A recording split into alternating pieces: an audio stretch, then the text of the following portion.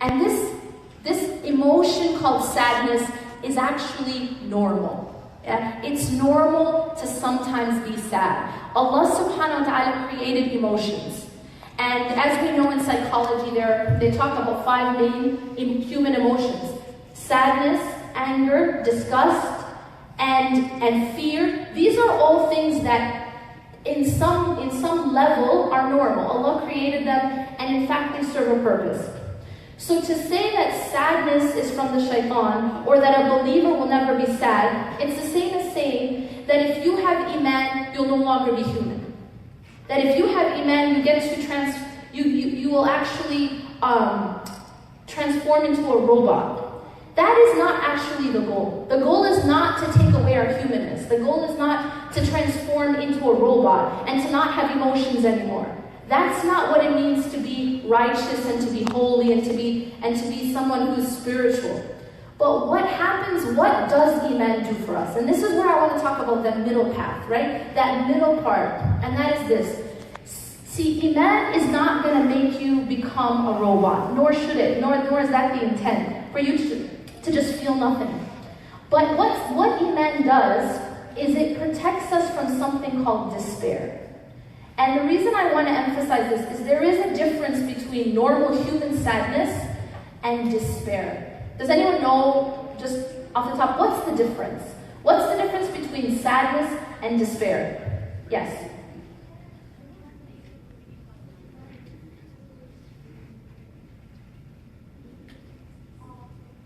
Perfect definition, absolutely. She said, despair is when you start to lose all hope. That's exactly it. See, when a person is sad, they may be suffering, they may be grieving, they may be missing something that was lost. The Prophet ﷺ felt sadness. As you know, in the story of the Prophet ﷺ Sirah, there was a year called the year of sadness. And this was why? Because he had lost somebody he loved, people that he had loved. And it is normal for a human being to feel sadness when they lose what they love. So sadness isn't the issue. Yeah? But, and this is the key, and this is where we can say that iman gives us a power. And that is that even while a believer is sad, even while a believer is grieving, a believer has iman, and it is iman that keeps them from, as the sister said, losing all hope. You know, there is a very powerful dua of Ayyub alayhi salam. And Ayyub, you know the story of Ayyub, right? Prophet Ayyub, he was known for his patience and the fact that he was tested with year upon year. He kept losing things. He had money, he had health, he had family, and then little by little he kept losing these things. He was being tested. And then finally, after many, many years, he calls out to Allah in a very profound but simple dua, where Allah tells us it in the Quran, أَنِّي مَسَّنِيَ الضُّرُّ وَأَنْتَ أَرْحَمُ الرَّاحِمِينَ. So you see in this dua, I'll translate the first half of this dua, أَنِّي مَسَّنِيَ الضُّرُّ, that indeed this difficulty has befallen. He's acknowledging his sadness. Makes sense? He's not pretending to be a robot. He's not, you know, one of the ways we're taught culturally to deal with sadness is to pretend it's not there, right? To numb it. Just put a happy face on, right? Put a filter on it, you know? That there's always this like mask that we're supposed to put on and just pretend. And if you would just pretend, it'll just get fixed and it'll all go away. So that's not what he's doing. He is a prophet and he is praised for his patience, but he's not pretending. He's saying, أَنِّي مَسَّنِيَ الضُّرُّ وَأَنْتَ أَرْحَمُ الرَّاحِمِينَ. And this is the point I really want to make, is the second half of the dua. He says, and you are the most merciful of the merciful. Do you understand what's happening here? Even though he is suffering, and even though he is in pain, and even though he is genuinely sad, but he hasn't lost hope in the mercy of Allah. Do you understand? And the problem with these statements that we throw out, things like a believer will never be sad, or sadness is from the shaitan, is as you know, you heard before, this is shaming a person for being human. Okay? But in fact, what does iman do? It allows you to be within your sadness and still continue to have hope. Because a believer holds holds on to hope no matter what happens. A believer always has reason to be optimistic that things can always get better. That Allah subhanahu wa ta'ala can and will save them. That a believer doesn't become hopeless. A believer does not despair. And so I really love this example because here you see a man who is genuinely in pain. I mean, he's in the midst of his grief. He's in the midst of it. And yet he says, and you are the most merciful of the merciful. So even within his grief, he has complete hope in the mercy of Allah. That is what Iman does for you. Iman will not turn you into a robot. I can't tell you that you will no longer feel any emotion anymore if you have Iman. But what Iman does is it gives you the ability to withstand your storms and continue to have hope that tomorrow the sun will rise. And I'll just give you this example and then I'll end with something practical that you can take home, okay? Once it's Maghrib time, the sun sets, when you walk outside, is it going to be light or dark? Well, suppose it's Isha time. Is it going to be light or dark? Dark, okay. Good job. 100% on that quiz. Okay, it's going to be dark, right? So when you step outside at 10 o'clock, it's going to be legit. It's going to be dark, right? So there's one person who could step out there and just pretend, actually, it's light. The sun is out. Is that going to help? Is that change anything? Pretending that it's light when really it's dark isn't really going to change anything. So if you step outside and you see that it's dark, you can acknowledge that yes, right now it's dark. Yeah, right now things are a certain way, right? But what else do you know with certainty? That tomorrow the sun will rise again. You understand? This is Rabbana. This is the dua of Ayyub alayhi salam. Anni massani ad-durru wa anta arhamur rahimin. Yes, it's dark right now. Difficulty has befallen me. I acknowledge that. It's dark. But in the same breath, wa anta arhamur rahimin, the sun will rise again tomorrow. The problem is when a person loses hope in the sun rising again. Does that make sense? That a person steps outside and says it's dark right now, and it will always be dark. It's dark right now, and there's no chance of the sun ever rising again. That is despair. And that is what we say, Iman can protect us from that. Make sense? This is a balanced approach. We don't tell people that they should be robots or they're not Muslim enough, or they're not, they don't have enough Iman. But we also acknowledge people's pain and we give them hope. We tell them that yes, maybe adversity has befallen you now, but never lose hope in the mercy of the most merciful. وَأَنْتَ أَرْحَمُ الرَّاحِمِينَ. You are the most merciful of the merciful. This is a believer in hardship. This is a believer in hardship. The acknowledgement, but at the same time the hope that things that Allah subhanahu wa ta'ala can bring the sun up again. And this, by the way, this was the response of all the prophets, peace be upon them, when they were tested. This was their response. I want to leave you guys with something practical. Something that you can do. And if you do this, if you take this prescription, and I try to give this prescription to every audience I speak to. Because I believe that it is life-changing and life-saving. Okay, so I want to give you this as well, and inshallah I hope that it can change your life as it did my own and many people that I've observed. One of the things that we've done, I believe, as a community is we've neglected certain essentials, and I believe that's a big part of why we're suffering. Okay, and I'll tell you what that is. We talk a lot about different solutions. We talk a lot about this strategy and that strategy, let's do this. But there's something I think we've neglected with this, which is absolutely essential. And that is the remembrance of Allah and establishing the remembrance of Allah in our daily routine and in our daily life. And because we've neglected that, a lot of us are walking around like a person who is deficient in oxygen. You know what happens to a body when it's deficient of oxygen? Well, when it's a little deficient, it doesn't die right away, but it will suffer.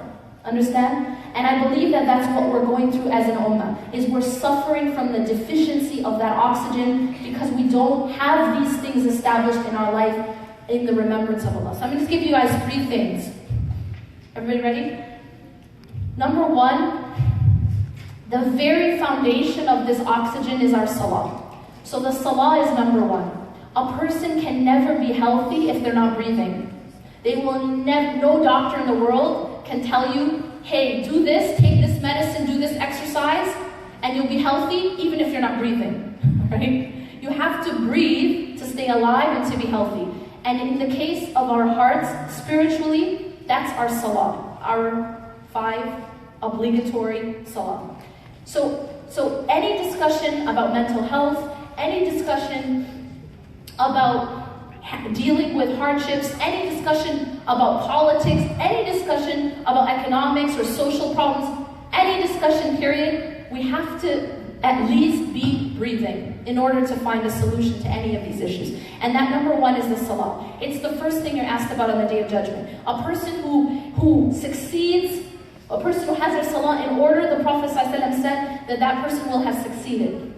A person who does not have their salah in order, the Prophet ﷺ said that person will have failed. And it doesn't matter everything else that you're doing if you're not breathing. It's like saying, okay, I work out every day, I'm going to eat organic, but I'm not breathing. You know what I'm going to say? It's not going to work. So this is the essential to stay alive spiritually, is your salah. Number 2 is the adhkar. This is one of the things I really believe we've neglected, and it is essential for emotional, mental, and spiritual health. The Prophet ﷺ used to have a dua for everything in life. Everything he did. When he left the house, his home, there was a dua. When he entered the home, there was a dua. Eating, finishing eating, entering the bathroom, leaving the bathroom, before intimacy, every single motion of life, he has taught us a dua. Now, I know there's a lot, alhamdulillah, but what I want to advise you is this. There's an app that you can get on your phone. Actually, there's many apps. But there's one of the apps which I personally think is a very, very good app, is called My Dua, spelled with 2 A's. So MYDUAA. Now this app, it has a dua for everything. So say you're traveling, you say your dua morning, evening, when you're afraid, when you're leaving the house, etc. Now what I would say to you is this. There's many. But what you can do when you download this app is you can make a list that becomes your daily list, and you stick to it every single day. The ones you really don't want to do without are the morning and the evening and before you sleep, okay? So you pick up the app and you read these du'as. There's going to be something around maybe 50 for the morning, evening. That's okay, you don't have to do all 50. It's not all or none. You can pick certain ones, you can star them, and then next time when you click on it, it'll just bring your list. Say you have 5 or you have 7, but you stick to them every single day. This is like medicine, and I promise you, it's like medicine. So when you do that in the morning, you do that in the evening, and you do before you sleep, it changes everything about your psychology, about your emotional state. It will change even the way you interact with people, with your world. It will even change your relationships. It honestly it's phenomenal. It's revolutionary. It transforms you mentally, psychologically, and spiritually. So this is something I highly, highly recommend to hold on to. Okay? And then lastly, number 3 is the Quran. I know we, alhamdulillah, in Ramadan, we were very connected to the Quran. Everyone is, right? But to continue to have that connection outside of Ramadan, where you're not just reading Quran, just to finish it, but you're reading it to understand it, and to apply it, and to see where it applies in your life. So those are the 3 things. Inshallah, I ask Allah subhanahu wa ta'ala to help all people who are suffering in any way, whether it's emotional or psychological or financial or any kind of physical suffering. I ask Allah subhanahu wa ta'ala to show us truth as truth and bless us with following it, and show us falsehood as falsehood and bless us with refraining or keeping away from it. I wanted to just take a moment and just read a very short excerpt from my book, which is available today. But it's a book I just released. I also have Reclaim Your Heart available. What I've done in these books is I've talked about at length these kinds of topics. How it is that we can take care of our hearts so that we can not just survive in this life, but we can thrive. Because at the end of the day, we're all on a journey, and there's certain rules. just like anything in life, if you follow those rules, you'll thrive. And if you don't know those secrets and those rules, you won't be able to thrive. So let me just quickly read this before we finish. Things fall apart and they break sometimes. Like many of you, my journey hasn't always been easy. Pain is very real, and so is loss.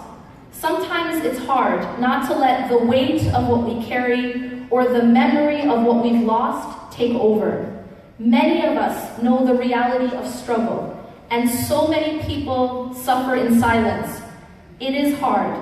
It is hard not to give up when we face the repeated disappointments of life. Like some of you, I have known loneliness, I have known defeat. I have fallen many times chasing mirages and broken many bones, building castles in life's fading sands. Sometimes all it took was one solid wave to destroy what I had spent years building. So I decided to give it a voice, all of it, the tears, the pain, and the lessons. The things that I saw and learned and gained along my life path needed a voice. I wanted to give back in hopes of helping myself and others survive. But then it wasn't just about surviving. I didn't just want people to survive inside their storms. I wanted people to thrive inside their storms. And so I wrote as I walked through my own. The words found in this book became my voice and my letter to the world. They became my deepest attempt to not only pick myself up, but others along the way. I wrote because just as we will fall in life, so will we rise. That's the thing about this world. It never gives us only one kind of path. There is pain, yes, and loss, and even darkness. But there is also light, there is hope, there is beauty, and there is also love and happiness. Jazakallah khair. Assalamu alaikum.